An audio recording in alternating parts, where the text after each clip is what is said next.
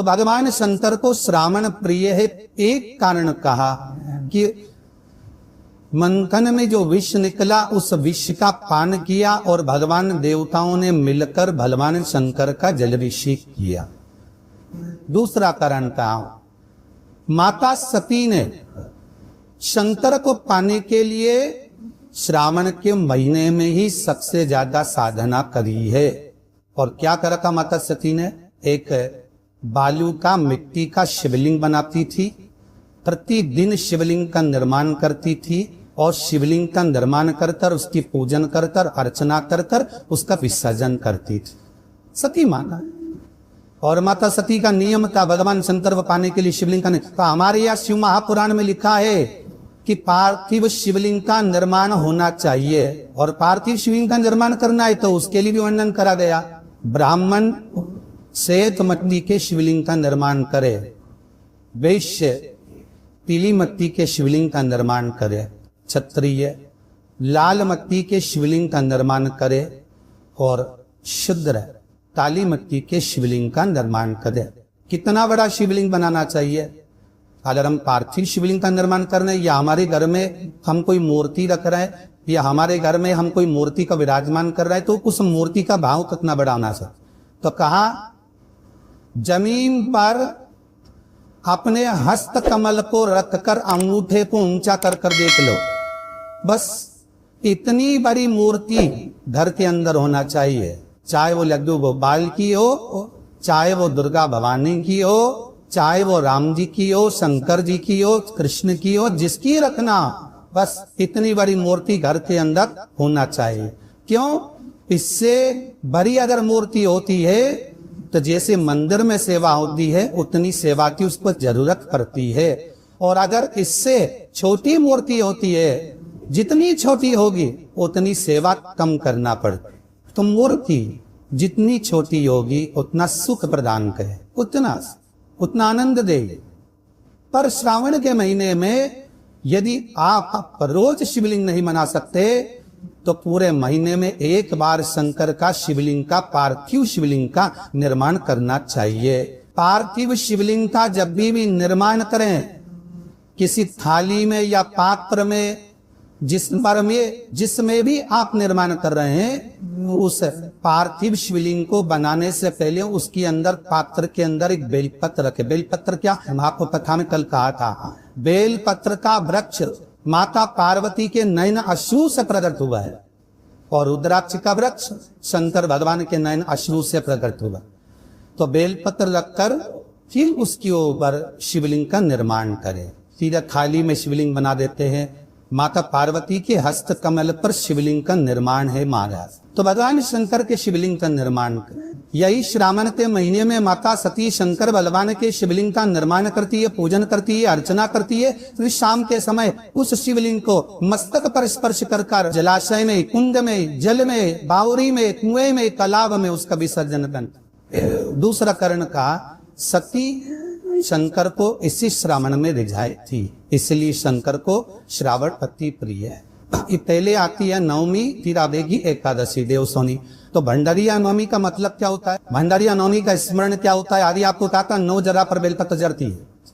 भंडारिया नवमी का मतलब ही ये कि भगवान विष्णु सोने जाने से पहले नवमी तिथि के दिन 9 बेलपत्र भगवान शंकर को समर्पित कर कर भगवान शिव के मंदिर में बेच कर भगवान शंकर की आराधना कर कर भगवान विष्णु लक्ष्मी जी के साथ अपनी सृष्टि का कार्यभार 4 महीने के लिए शंकर जी को सौंप देते हैं। भंडारिया नवमी के दिन और एकादशी के दिन से देव सोनी एकादशी के दिन जब भगवान सोते हैं उस दिन से भगवान शंकर पूरे कार्यभार को देख रहे हैं।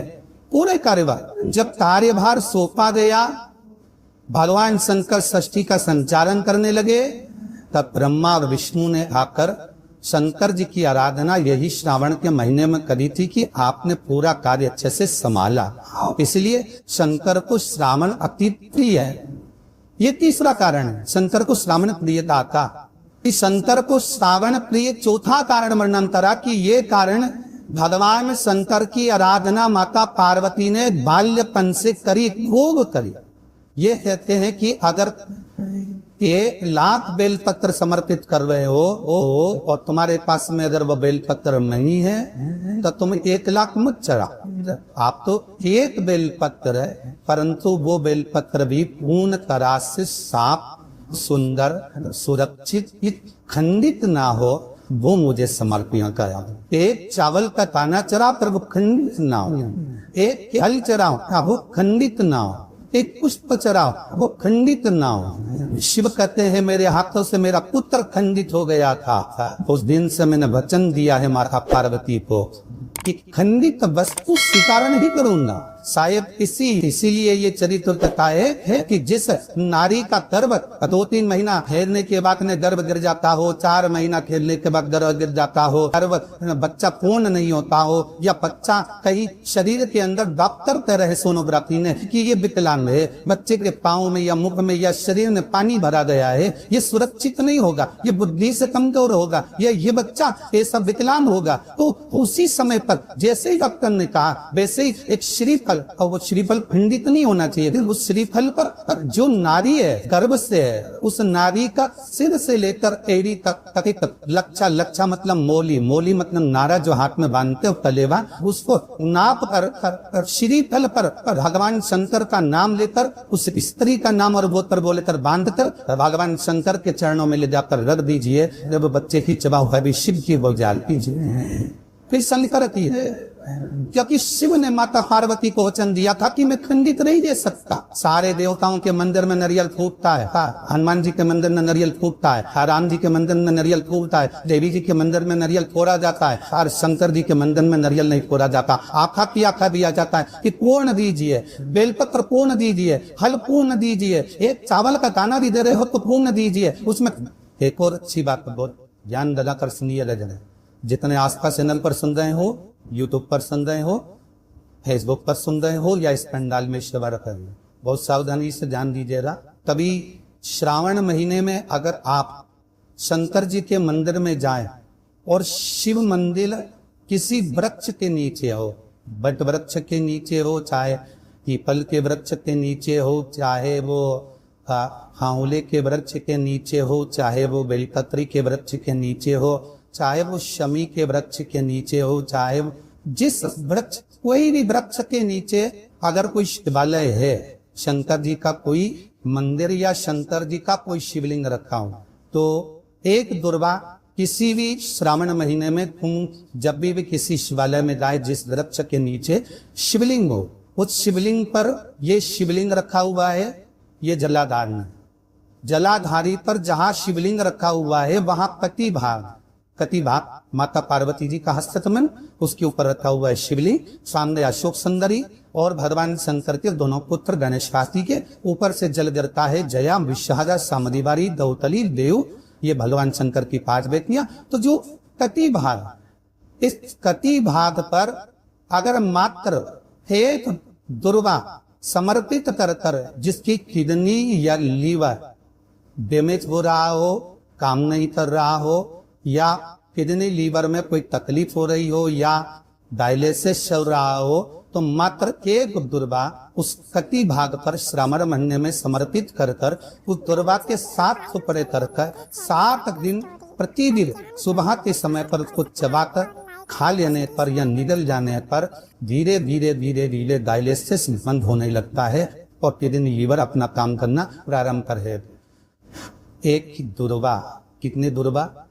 एक दुर्वा, मात्र एक दुर्वा शंकर भगवान पर चढ़े हुए जल जब नीचे की ओर आता है, जिस जगह पर जल गिरता है उस जगह पर मात्र एक दुर्वा अपनी कामना करता है।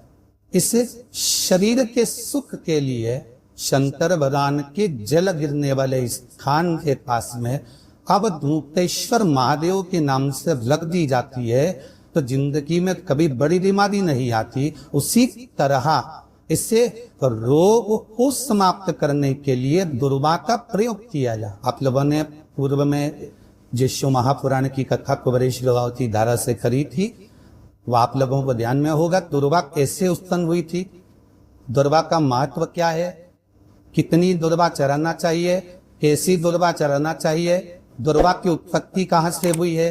दुर्वा तोड़ने के बाद, पानी में डालने के बाद फिर हरी हो जाती है, इसका क्या कारण है? दुर्वा गणेश जी को क्यों चढ़ाई जाती है? शंकर जी को दुर्वा किस स्थान पर चढ़ाई जाती है? ये सारी कथा आपको पूर्व में इसी स्वरेश्वर बाबा की पावन धारा से सुना चुके हैं, जो टीवी पर डली हुई है। कभी आपने नहीं सुनी हो तो यूट्यूब पर से दुर्वा महापुराण की कथा आप निकाल कर उसको श्रवण कर सकते। उसमें वर्णन किया है कि इस दुर्वा का महत्व क्या है। दुर्वा पर क्या मात्र के तो दुर्वा शिवलिंग पर चढ़े हुए जल जहां से नीचे की ओर गिरता है, उस जगह पर मात्र अपने शरीर की कामना करते हुए भगवान से रोग मुक्ति के लिए एक दुर्वा अगर समर्पित कर दी जाए तो कोई बड़ी बीमारी जिंदगी में आ ही नहीं सकती, करण भी नहीं पा, मतलब ग्रसित नहीं कर सकता। सावन के महीने की सावन शिव महापुराण की कथा सुन जाए।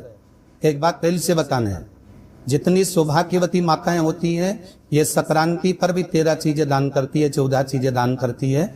बीच में कोई 16 सोमवार का अध्यापन करेंगी तो विश्वास की सामग्री देंगी, उद्यापन करेंगी तो विश्वास की सामग्री देंगी, कोई कार्य करेंगी तो भी सौभाग्य की सामग्री देंगी। सौभाग्य की सामग्री का दान जो किया जाए, सौभाग्य सिंचित वस्तुओं का दान क्यों किया जाए, सौभाग्य की वस्तु में क्यों प्रदान करी जाते हैं, क्यों हुई जाते हैं, उसका कारण क्या है, क्यों देते? महाराज है भारत की भूमि की सौभाग्यवती माताओं का ये मन की अभिलाषा रहती है। भारत की भूमि की माताओं की एक अभिलाषा रहती है कि जब उसके प्राण छूटे तो आप अखंड सौभाग्य धारण करके, ये भारत की भूमि की माताओं की सोच, उनके मन का संकल्प, उनके मन का भाव। क्यों देते हैं चूड़ी का दान, क्यों देते हैं बिंदी का दान, क्यों देते हैं अखंड सौभाग्य का दान? ये बिछुड़ी नहीं, कितनी 2 3 4 5 ये एक पाँव में जोड़े से बिछोरी होना चाहिए, केवल एक नहीं, सिंगल लेग। तो आजकल का फैशन हो गया महाराज, जब केवल एक बिछोरी धारण कर लिया उसी में फैशन दिखे है। श्रावण की शिव महापुराण भी बता कहती है, जब बेटी को विदा करा जाता है और पहली बार बेटी के पाँव में जब बिछोरी डाली जाती है तो वो बिच्छूरी भी अलग अलग नहीं होती, उस बिच्छूरी के जोड़ को चेन से एक दूसरे से बंधा हुआ होगा। बोला सही है कि गलत?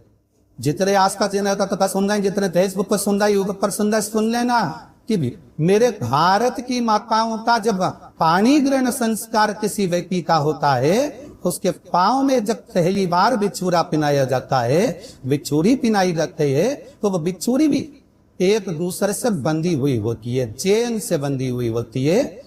उसको अलग अलग वाली बिच्छूरी शादी के मंडप में नहीं पहनाई जाती। क्यों? जैसे ये बिच्छूरी एक दूसरे से पाँव में बंधी हुई है, मतलब हम माताओं ने थोड़ा सा फैशन चेंज कर दिया, अब पाँव में जाकर बिच्छूरी नहीं टिका रखती है, चुभती है, एक बिच्छूरी धारण मारा पर महिला बिच्छूरी भी 2 जोड़े से। हमारी माताएं, भारत की भूमि की जो माताएं हैं, ये चूड़ी भी हाथ में पहनती है तो जोड़े से पहनती है। बोलो जैसा सही है ही गलत है? ये अकेली चूड़ी माताएं हाथ में धारण नहीं करती है। अगर भारत की भूमि की संस्कारित माताएं हैं और भारत की भूमि की सभ्यता और संस्कृति को जानती है तो अकेली चूड़ी नहीं, जोड़े की चूड़ी पहनेगी, 2 चूड़ा डालेगी, 4 डालेगी, 12 डालेगी, पर सिंगल नहीं, अकेली। श्रावण के महीने भी शिव महापुराण की कथा, जिसका नाम है श्रावण शिव महापुराण की कथा, कहती है कि पार्वती जी ने और गंगा जी ने ये चतुर्मास में जितना सौभाग्य का दान दिया है, उनके बराबर दुनिया पर कोई इतना सौभाग्य का दान नहीं दे सकता। जो माता गंगा और पार्वती दोनों डाल ले प्रति द्यू दे रहे। पर अब आप तो फैशन आ गया, तुम लोग जो सौभाग्य का दान देते हो प्लास्टिक की दलिया में देते हो। पर एक एक पुराण को उठा कर देख लेना, एक एक अध्यापन को उठा कर देख लेना। जितनी तुम कथा तुम्हारे घर में छोटी छोटी कथाओं की पोथियां पढ़ी हो, उनको उठा कर देख लेना। उसमें नहीं लिखा कि प्लास्टिक की दलिया में सौभाग्य की वस्तु का दान दिया जाता है। उसमें लिखा है बांस की पिटारी ने, बांस की दलिया ने सौभाग्य की वस्तुओं का दान दिया जाए। क्यों? क्योंकि बांस वंश की वृद्धि करता है, बांस सौभाग्य की वृद्धि करता है, और बांस अखंड सौभाग्य, जिससे बांस का पौधा बढ़ते चले जाता, बढ़ते चले जाता, उसी तरह बांस की गलिया में जब दान दिया जाता है, बांस की टोकरी में जब दान दिया जाता है, तो ये भाव रखा जाता है कि तुम्हारा सौभाग्य ऐसे ही बढ़ रहा रहे। पर अब थोड़ा सा फैशन चेंज हो गया, तो प्लास्टिक की डलियां, पर प्लास्टिक की नहीं। तो गंगा मैया और पार्वती मैया चतुर्मास के अंतर्गत जो त्योहार पड़ता है, चतुर्मास के अंतर्गत जो व्रत करते हैं, ये किसी दूसरे के नहीं है। तीज का व्रत माता पार्वती का, छठ का व्रत माता पार्वती का, चतुर्थी का व्रत माता पार्वती का, ये सारे व्रतों की शुरुआत गंगा और पार्वती ने अपने बल से